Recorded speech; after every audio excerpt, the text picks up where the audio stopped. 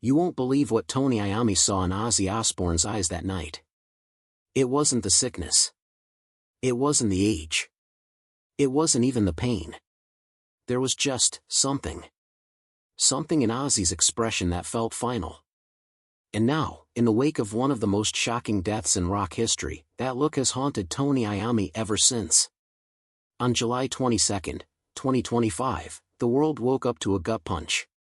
Ozzy Osbourne, the Prince of Darkness, had died peacefully in his sleep at 76. No headline prepared anyone for that.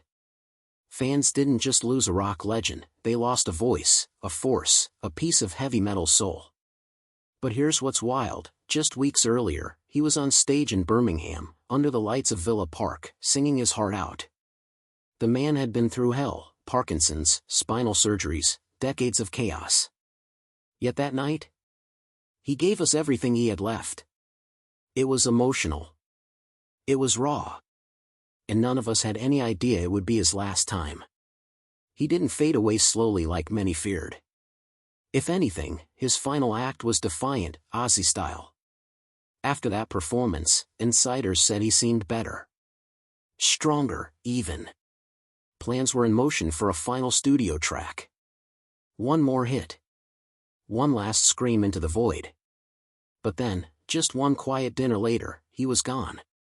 That performance on July 5th? That wasn't just a concert. That was history in the making. It was called Back to the Beginning, and it brought the original Black Sabbath lineup home, back to Aston, Birmingham, where it all started. It was poetic, almost too perfect. Ozzy, perched on a custom-built leather throne, looking like a heavy metal king in his final court. His voice?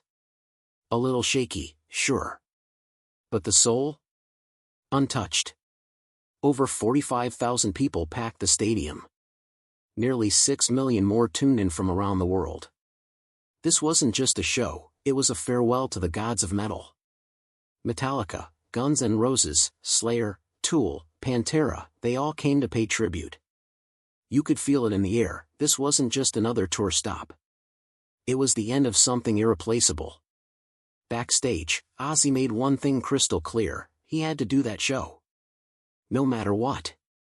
Even with doctors warning him to rest, he told them flat out, he'd rather die singing in Birmingham than sitting in a hospital bed. That's the Ozzy everyone fell in love with. Reckless. Fearless. All heart.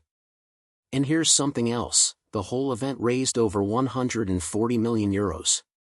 Every penny went to cure Parkinson's in Birmingham Children's Hospital. It wasn't just a goodbye.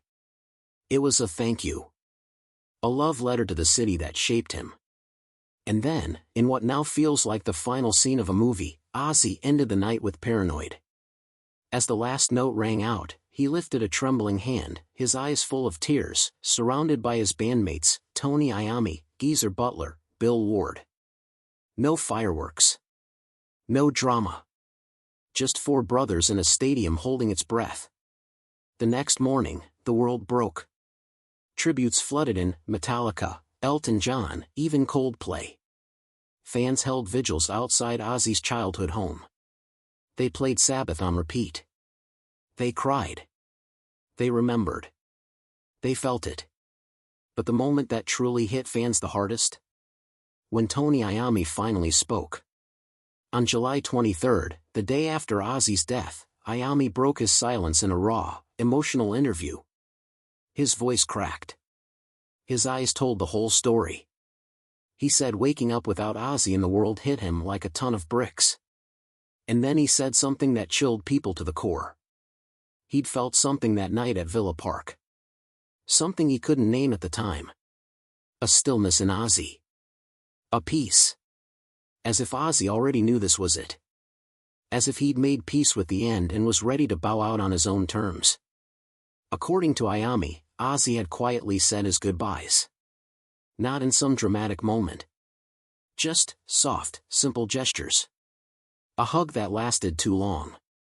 A smile that lingered.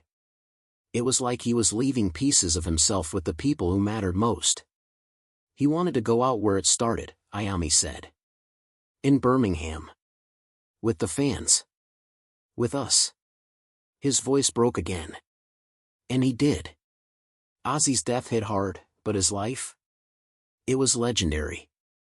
And to understand just how deep the bond between Tony and Ozzy went, you've got to go back, way back, to when they were just kids trying to survive the gray, industrial streets of Birmingham. Before the fame, the chaos, the bat-biting headlines, they were just two lads. Same school, same rough streets. Ozzy was wild, funny, constantly in trouble. Tony was quiet, focused, more reserved. But somehow, even then, there was a spark between them. They weren't best mates right away. But they knew each other. And eventually, their paths kept crossing. They both knew they didn't want to end up in a factory like everyone else. And slowly, music gave them a way out. Fast forward to the early 70s. That spark? It turned into a fire. Black Sabbath was born. And the world had never heard anything like it. Church bells, thunder, distorted guitars, this wasn't rock. This was something darker, heavier. It was the sound of the streets they came from. Gritty, honest, angry, and alive. Their debut album Black Sabbath changed everything. Then came Paranoid, with Iron Man, War Pigs, and Paranoid itself. It launched them into the stratosphere. Critics didn't know what to make of them. But fans got it. And they couldn't get enough. From there, it was album after album, tour after tour.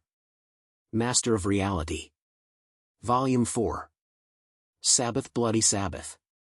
Ozzy's voice. Tony's riffs. It was metal before metal even had a name. They were the blueprint. But the ride wasn't always smooth. By 1979, things hit a wall. Ozzy's addiction spiraled. The band was falling apart. And in one of the hardest decisions they ever made, they let him go. Ozzy was crushed. Iommi was devastated. But the bond, it never broke. Ozzy went solo and crushed it. Iommi kept Sabbath alive with new singers. But the magic? It always came back to those early days. That friendship. That music. In 2013, fans finally got what they'd waited decades for, a reunion. The original trio back together for a new album, 13. It was like stepping into a time machine. They toured the world again. And despite some bumps, drummer Bill Ward didn't rejoin. It was pure magic. Then came that final show in 2025. And now, the final goodbye. Tony Iommi has said it again and again, there will never be another Ozzy. And not because of the voice, or the look, or the stage presence. But because of who he was. A working-class kid who turned pain into poetry. Chaos into art. Screams into songs. For Iommi, Ozzy's legacy isn't in awards or platinum records. It's in the memories. The laughs. The music they made side by side. And the bond they forged in a city that never saw them coming. Ozzy's gone. But the sound he created? The shadow he cast? That's forever. Every time a kid plugs in a guitar and cranks up the amp, Ozzy's still there. Screaming. Laughing. Living. So if you're reading this, maybe it's time to throw on Paranoid. Light a candle. Or just close your eyes and remember the voice that changed rock forever. And hey, if Ozzy meant something to you, share your favorite memory in the comments. Let the world know how the Prince of Darkness lit up your world. And if you love this tribute, don't forget to like, subscribe, and crank the volume up. Because legends never die. Rest in power, Ozzy.